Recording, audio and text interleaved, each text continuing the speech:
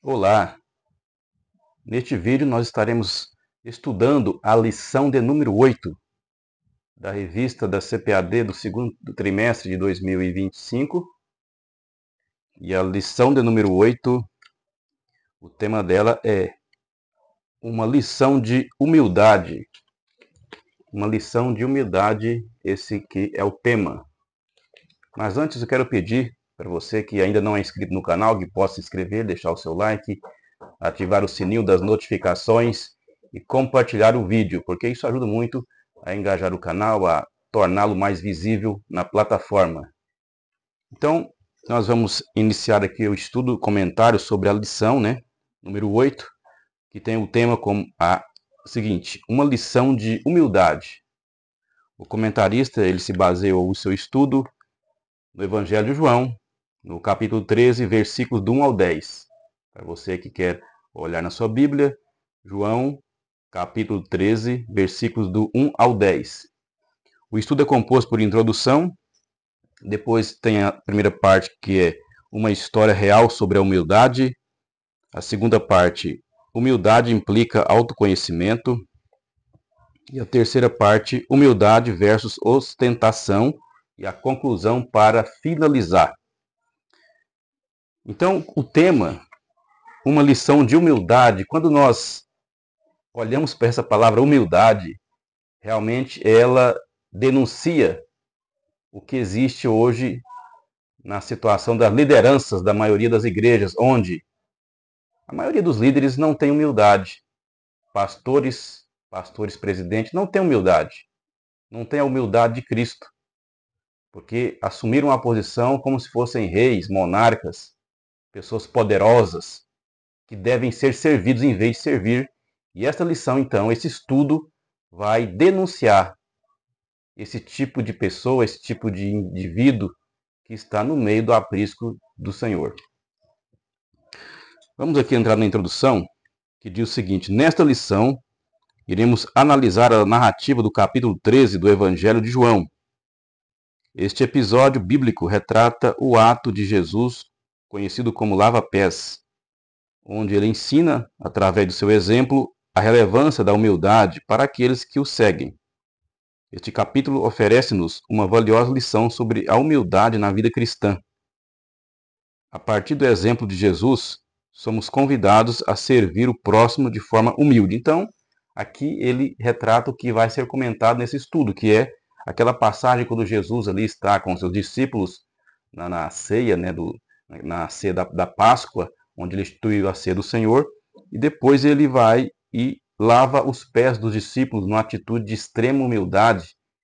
Então, é em cima desta passagem que será feito e comentado esse estudo. Primeira parte, uma história real sobre a humildade. 1. O lava-pés. Nesta passagem do Evangelho segundo João, quando Jesus lavou os pés, ele utiliza o exemplo de um servo da casa onde se encontrava com os discípulos para transmitir uma lição sobre a humildade dentro do reino de Deus. O capítulo menciona que este episódio ocorreu pouco antes da Páscoa, quando ele celebrou a última ceia pascal com seus discípulos. Nesta ceia, o nosso Senhor instituiu o que viria a ser conhecido como Santa Ceia ou Ceia do Senhor, o encontro solene que realizamos atualmente. Durante essa reunião, Jesus rompeu o protocolo tradicional da ceia pascal, conferindo-lhe um significado único. Ao lavar os pés dos seus discípulos, ele ilustra a humildade como uma virtude essencial para os seus seguidores na expansão da igreja pelo mundo. Então, como já foi comentado, é aquela passagem que o comentarista aqui chama de lava-pés, né? Mas essa expressão lava-pés é uma expressão mais oriunda da Igreja Católica, porque a Igreja Católica tem lá uma liturgia em cima dessa passagem. Então, talvez ele pegou, né, o termo aqui para poder ilustrar e ensinar sobre essa questão. Ponto 2. O desenvolvimento da história. No capítulo 13, o mestre tomou uma bacia com água e uma toalha, levantou as pontas das suas vestes e atou-as à cintura. Pegou nas mangas longas e largas das suas roupas masculinas típicas da época e amarrou-as atrás do pescoço. Este gesto era uma forma de cingir-se para realizar o trabalho, permitindo que tivesse as mãos e as pernas livres para realizar a tarefa do ato de lava-pés. Este costume nos tempos bíblicos fazia parte dos cuidados prestados aos convidados por parte do senhor da casa. Ao chegar à residência designada para ceia, Jesus verificou que não havia nenhum servo disponível para lavar os pés dos convivas. Então aqui o comentarista, certamente baseado em algum material de estudo, alguma fonte histórica, algum comentário, ele tenta ilustrar como foi essa cena, né? Então ele fala que talvez não tinha, né? Porque era normal que as casas, principalmente pessoas mais abastadas, tivesse ali o escravo, uma pessoa que era escrava mesmo, e era responsável por lavar os pés das pessoas que chegavam naquela casa. E que o comentarista então tenta com algum material que ele estudou, criar a cena, o cenário dessa situação.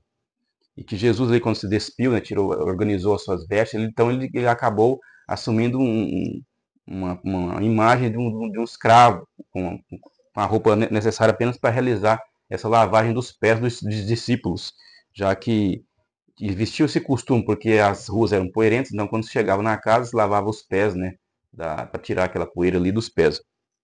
Então o comentarista faz isso, tenta criar, ilustrar o cenário dessa situação, desse ocorrido.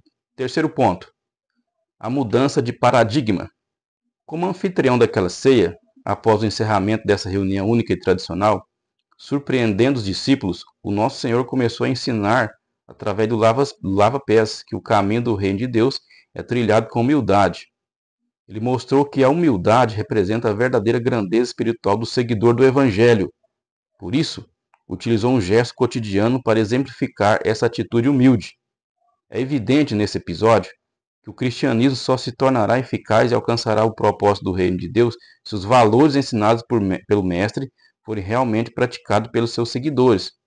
E entre esses valores, destaca-se a humildade genuína, interiorizada nos corações dos discípulos, recebendo especial atenção do Divino Mestre, que era manso e humilde de coração. Então aqui há a questão de que Jesus era o convidado principal, mas aí ele abriu mão de ser o convidado principal para ser o inferior, para lavar os pés dos demais. Então, o comentarista fala que esse tipo de atitude mostra a humildade que deve haver nas pessoas que seguem a Jesus. E aí, quando olhamos a situação recente, atual, é uma vergonha, porque as lideranças das igrejas não têm essa humildade, não tem. Não tem, não tem, não tem. Então, eles estão seguindo o quê? Eles estão seguindo o evangelho, esse exemplo aqui? Não. Então eles estão em Deus? Se eles não seguem esse exemplo, eles estão em Deus? É lógico que não. Então isso é uma coisa muito séria. As pessoas acham que liderar uma igreja é só tocar uma empresa, é ser perseguidor, é bater o pé, que é uma coisa...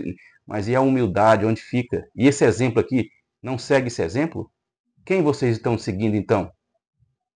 Quem? Então aqui, o Deus da vida mostrou a humildade que deve ter. E a liderança que tem hoje não tem essa humildade. Então, realmente, não são dignos. Estão com os dias contados. Quando chegar a morte, serão julgados. Segunda parte do estudo. Humildade implica autoconhecimento. Primeiro, conhecendo a própria natureza. Jesus tinha plena consciência de quem era. Entendia o seu papel e sua relevância como Senhor e Mestre. Jesus, sabendo que o Pai tinha colocado nas suas mãos todas as coisas e que havia saído de Deus e que ia para Deus, neste contexto, ele deliberadamente trocou o seu papel de Senhor pelo de um simples servo para assumir e ensinar aos seus discípulos a importância da humildade. Dessa forma, é essencial que conheçamos a nossa natureza. Devido ao pecado, temos dificuldade em nos submetermos aos outros e em nos humilhar. Frequentemente, preferimos olhar de cima para baixo, raramente de baixo para cima. Assim sendo, Jesus Cristo, na sua posição de Senhor e Mestre, ensina-nos a virtude da humildade. Eu vos dei o exemplo, João 13, 15. Então é isso aí. A liderança aí, eles só olham de cima para baixo. Eles acham que eles são reis. Eles acham que são presidente da república. Eles acham que estão num cargo assim de grande autoridade, tem que humilhar e tem que olhar de cima para baixo. Completamente errado, porque estão copiando a hierarquia do mundo, o sistema do mundo. Estão completamente enganados. completamente em trevas com essa atitude, porque aqui fala ao contrário. Nesse próprio estudo aqui, ó, fala o contrário disso. Nem pegando os versículos, não, o próprio estudo do comentarista já reprova esse comportamento. 2. O exemplo deixado por Jesus. Pense no verbo divino, repleto de glória e poder, que abdica da sua majestade para vivenciar a experiência humana. Como menciona o Evangelho, não busco a minha vontade, mas a vontade do Pai que me enviou. Assim sendo, enquanto verbo divino, ele tornou-se carne e uniu-se à nossa condição. Essa compreensão doutrinária sobre a encarnação de Jesus confere um significado ainda mais profundo ao episódio do lava-pés, onde estava o Deus encarnado lavando os pés de pessoas comuns. À luz deste exemplo, não deveria ser tão difícil servir aos outros e submeter-nos à liderança dos nossos irmãos. Desviar a nossa própria vontade em favor da vontade divina deveria ser algo natural. No entanto, a nossa natureza pecaminosa torna árdua a prática do serviço e o cultivo da humildade. Por isso mesmo, o apóstolo Paulo faz este apelo, de sorte que haja em vós o mesmo sentimento que houve também em Cristo Jesus, que, sendo em forma de Deus, não teve por usurpação ser igual a Deus. Então aqui o comentarista ele faz submetermos à liderança dos nossos irmãos. É verdade. Mas o problema também é que a liderança não serve aos irmãos. A liderança quer ser servida. Aí tem vários pastores que falam assim, eu servi na igreja e tal. Não serviu, ele foi servido. Ele foi servido. Por quê? Porque ele quis regalias, ele quis honra, ele quis festinha de aniversário. Então ele foi servido. Ele não serviu os irmãos, ele foi servido. E eles são servidos assim. Ao contrário do que está aqui, o exemplo de Jesus mostrando. Terceiro ponto, o maior no reino de Deus. Nosso Senhor percebia que existiam momentos em que seus discípulos se preocupavam com quem seria considerado o maior. Contudo, ele sendo Deus e não reivindicando igualdade com Deus, ensinava aos discípulos qual deveria ser o verdadeiro espírito entre eles, especialmente após a sua partida. No reino de Deus, prevalece sempre a ideia de o primeiro serve o último. Portanto, no reino de Deus deve haver humildade como verdadeira motivação para o serviço, nunca egoísmo ou interesses pessoais. O primeiro serve o último. Mas não acontece isso aí na maioria das igrejas. É o contrário. O último tem que servir o primeiro. É invertida a situação. A situação é invertida. Cadê a humildade desse povo? A pessoa é um pastor presidente que tem uma cadeirona de luxo, igual um rei para poder sentar. Deveria falar, não, eu não quero isso, eu quero ser igual, mesmo sendo o presidente aqui, a referência dos obreiros, mas não quero essa cadeira para não causar esse tipo de conforto, esse tipo de mau exemplo. Não, mas aceita a cadeira lá, igual uma majestade, um rei. Gente, isso não existe. Está errado, está reprovado, com toda certeza, está reprovado, está carimbado lá, ó, reprovado diante de Deus. Egoísmo e interesses pessoais. Então a humildade ela exige que a pessoa ela abra mão de egoísmo, do seu egoísmo e dos interesses pessoais. Isso não acontece. A liderança da maioria das igrejas é egoísta, porque quer regalias, porque quer ser honrado, porque quer ser glorificado e também não abre mão dos seus interesses pessoais, porque quer vantagens. Quer passar a igreja para o filho para o neto. Então são interesses pessoais. Realmente se desviam da verdade. Não tem essa humildade que esse tema desse estudo está falando. Não tem essa humildade. Não tem, estão reprovados. Terceira parte do estudo, humildade versus ostentação. Primeiro, uma competição silenciosa. Jesus estava ciente de que, entre os seus discípulos, existia uma competição discreta em busca da proeminência e liderança, como é retratado nos evangelhos. Já havia preocupações entre eles sobre quem ocuparia o lugar mais destacado no eventual reino de Jesus. O que Jesus demonstra é que tal espírito não deve prevalecer entre seus seguidores.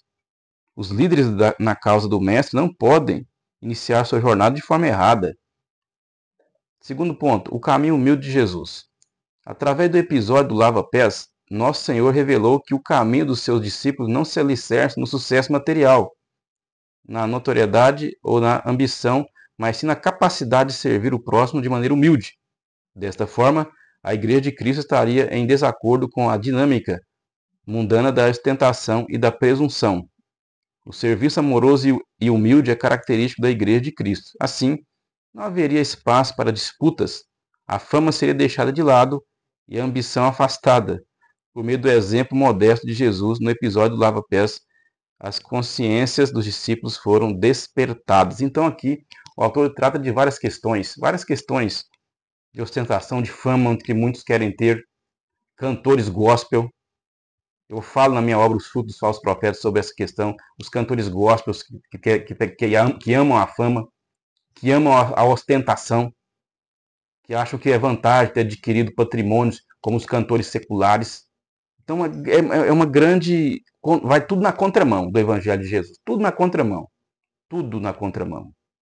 Mas eles serão julgados, com certeza serão julgados diante de Deus. Terceiro ponto, um convite à humildade. A vida e os ensinamentos do nosso Salvador constituem um convite para aprendermos com ele sobre mansidão e humildade. Nesse sentido, somos convidados por Jesus a cultivar um coração humilde, desprovido das armadilhas da ambição, da ostentação e do egoísmo. Somos chamados a partilhar dos mesmos sentimentos que pautaram a sua vida e ministério terreno. Assim sendo, a lição do lava-pés é um apelo para vivermos uma existência de humildade diante de Deus em todas as circunstâncias da vida. Então, a humildade realmente é um valor do Evangelho que deve ter todo aquele que crê em Jesus. Porque quem não tem, não crê em Jesus. Conclusão. Nesta lição, abordamos a relevância da virtude e da humildade para um melhor autoconhecimento. Deste modo, começamos a perceber os nossos limites e aquilo que nos diz respeito ou não. Compreendemos que a humildade se opõe a uma cultura de ostentação, a busca desenfreada pela fama e a outros objetivos que nada têm a ver com a simplicidade do Evangelho. Dessa forma, podemos seguir o caminho humilde do nosso Senhor. Então, a simplicidade do Evangelho. O Evangelho é a vida eterna. E aquele que busca fama, aquele que não é humilde, que é egoísta, que pensa apenas nos seus interesses pessoais, ele não vive o Evangelho de Cristo. Não vive. Está lá na igreja, é o pastor presidente, está lá se vangloriando naquela posição, achando que é um rei, mas ele não está no Evangelho de Cristo. Ele não vive o Evangelho de Cristo, ele não vive a vida. Vive o engano, como aqueles fariseus ali do templo, na época de Jerusalém, lá, quando Jesus ia no templo, existia lá o sumo sacerdote, existiam os fariseus, existiam os sacerdotes, vive igual aquele pessoal lá. Ele está no sistema religioso, acha que está correto, mas está cego. E será julgado e condenado. Então esse aqui foi o estudo da lição de número 8, uma lição de humildade, que nós pudemos, pela graça de Deus, gravar neste vídeo. Eu quero agradecer você que acompanhou esse vídeo até o final e peço para se inscrever no canal, caso não seja, e curtir o vídeo. E muito obrigado e até o próximo vídeo.